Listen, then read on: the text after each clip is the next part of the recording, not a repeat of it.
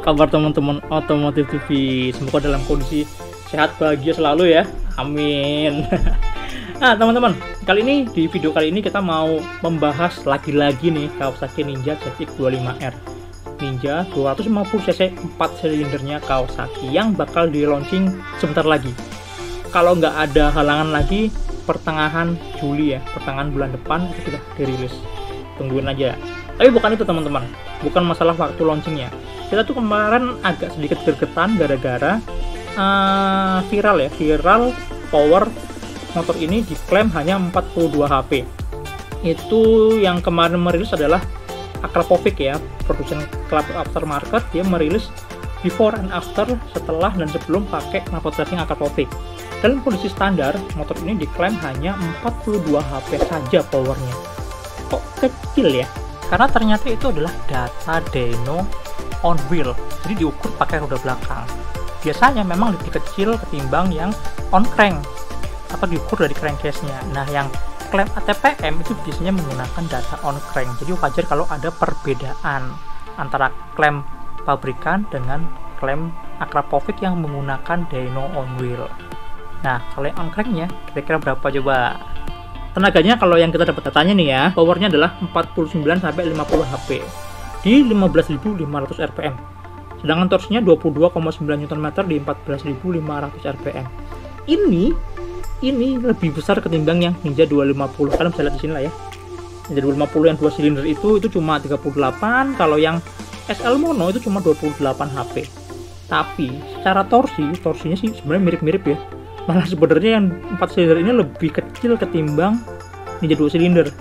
Kalau Ninja 2 silinder itu 23,5 HP di RPM yang lebih rendah. Kalau buat harian stop and go mungkin Ninja 250 yang 2 silinder akan lebih enak, lebih responsif. Tapi suaranya beda, enakan yang 4 silinder pastinya. Dan kalau kita bandingin sama CBR 250RR 250 yang paling powerful saat ini, itu powernya cuma 38 HP kalau di klaimnya AHM. Jadi artinya ada gap sekitar 11 HP dibandingin si ZX25R ini. Kemudian spesifikasi yang lain, nih teman-teman sama-sama lihat nih. Kita juga udah tahu kalau motor ini itu headnya pakai DOHC 4 silinder ya, 4 tak pasti, liquid cooled atau pakai radiator. Terus diameter piston dan langkah silindernya ini udah kebuka juga nih. Ternyata diameter pistonnya itu 50 mm, struknya 31,8 mm. Ini sedikit lebih besar pistonnya ketimbang ZX-R25 yang versi yang lamanya. Versi tadi curiganya klepnya juga dibikin lebih besar, makanya piston dibikin sedikit lebih besar dikit lah ya. Kemudian kompresnya 11,5/1 ya, pertamax masih bisa lah ya. Terus throttle bodinya 30 mm. Kalau dibandingin sama Ninja 252 silinder itu pakai 32 mm, tapi hanya 2. Ini 30 mm 4. Kemudian apalagi ya? Ada data di sini. Oh, kapasitas tangki bahan bakarnya 15 liter. Kemudian olinya dia butuh yang speknya SAE 10W40. Gimana? Lumayan lengkap ya. Basic data mesinnya kira-kira kayak gitu teman-teman. Cuma ada satu yang kita belum dapat, yaitu bobot keseluruhannya. Kalau yang versi sebelumnya, zaman dulu itu, yang tuanya itu powernya 45 HP, tapi beratnya cuma 140 kg. Gokil ya. Jadi secara power to weight ratio gede banget. Nah, di motor ini powernya mungkin dinaikin sekitar 5 HP, 5-6 HP dibanding versi sebelumnya, tapi bobotnya saya yakin sedikit lebih berat. Kenapa? Karena framenya di versi yang sekarang ini pakai frame tralis pakai besi, sedangkan yang lama itu pakai frame aluminium. Kira-kira itu sih teman-teman ya. Kita sama-sama nunggu lah ya, nunggu di pertengahan bulan Juli saat mereka launching pasti akan dirilis juga berapa bobotnya, sehingga kita bisa tahu power to weight ratio-nya kalau dibandingin sama 250cc yang lain yang masih pakai konfigurasi 2 silinder. Kemudian fitur-fitur lainnya nih, ini fitur-fitur yang ada di varian paling tinggi ya, speknya paling tinggi. Sama-sama lihat. Yang pertama itu ada electronic throttle valve, ETV, electronic throttle valve. Jadi ini sebenarnya throttle by wire sih. Throttle-nya, throttle gasnya itu udah nggak pakai kabel lagi, tapi pakai sistem elektronik yang menghubungkan antara stang ke throttle body. Jadi nanti di throttle bodinya itu ada kayak motor DC gitu ya, itu buat buka katupnya, buka valve di throttle bodinya. Ya ini mirip kayak moge-moge lah ya, moge-moge zaman sekarang. CBR 250 juga udah pakai kayak gini juga. Nah, efek udah pakai electronic throttle valve ini, akhirnya motor ini sekarang udah punya riding mode. Riding mode-nya ada dua pilihan, jadi yaitu pilihannya ada low dan ada full.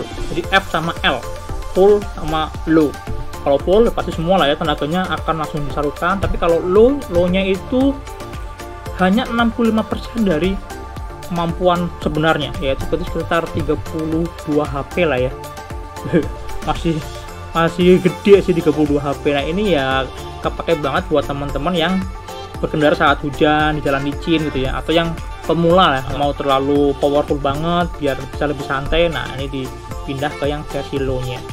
Udah gitu makin asik lagi dipadu sama KTRC, Kawasaki Traction Control. Nah kalau Kawasaki Traction Control ini lebih banyak sih pilihannya, ada 4 level. Yang membedakan tentunya cuma intervensi ke roda belakang ya. Jadi ada mode 1, mode 2, mode 3, dan mode off. Kalau off tuh berarti mati, tenaganya sama sekali tidak diintervensi, mau spin mau apa ya biarin aja. Kalau 1 ada tapi kecil intervensinya, kalau 2 sedang, kalau 3 tuh paling besar intervensi ke roda belakangnya. Jadi begitu licin dikit akan langsung di cut powernya, jadi lebih safety. Nah ini kalau digabungin sama tadi power mode ini jadi banyak banget pilihannya.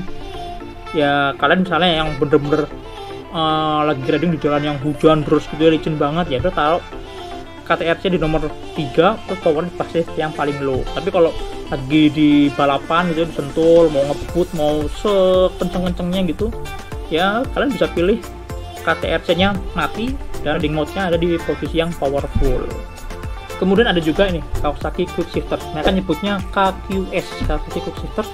Quick Shifternya ini bukan cuma waktu lagi masukin gigi teman-teman, tapi masukin sama ngurangin gigi juga bisa dilakukan tanpa harus tarik kopling. Enak banget kan, mirip kayak motor balap kan. Ini ya kalau pas lagi ngebut kencang pastinya RPM nggak gampang ngedrop waktu kita lagi pindah gigi. Tapi si Kawasaki Quick Shifter ini cuma bisa efektif bekerja ketika putaran mesin sudah di atas 2500 rpm. Jadi kalau masih di bawah 2500 rpm ya mau nggak mau kalian harus tetap tarik kopling sih. Kalau nggak ya akan nggak ngefek, diinjek tetap nggak bisa dioperasikan, tetap harus tarik koplingnya. Cuma kayaknya sih yang pakai Quick Shifter ini hanya yang versi yang paling mahal ya.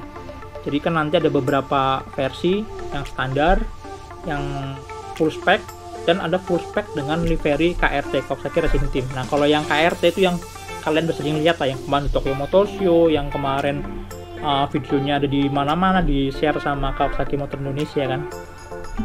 Kalau harga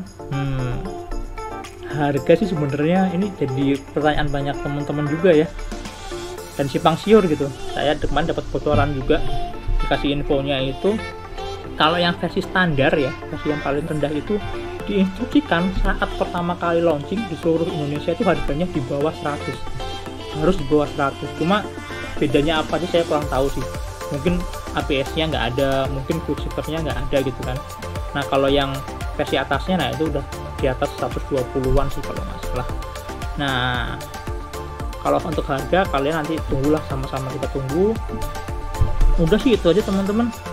Paling apalagi ya, oh satu lagi nih, ini ukuran pelek sama bannya itu ternyata lebih besar loh timbang yang versi 252 silinder. Jadi kalau yang di 4 silinder ini, yang depan pakai lebar peleknya 3,5 inci, yang belakang 4,5 inci. Kalau yang 2 silinder itu depan 3 inci, belakang 4 inci. Kalau ukuran bannya yang depan sama nih, sama-sama 110, tapi yang belakang dia pakai 150.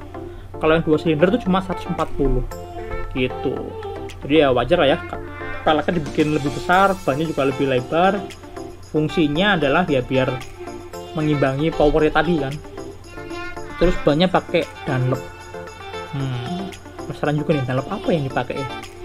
Sama-sama lihat lah nanti, sama-sama lihat saat launchingnya. Jadi teman-teman, kira-kira itu review singkat kita ngomongin, bacain data spesifikasi Ninja CT25R versi 2020.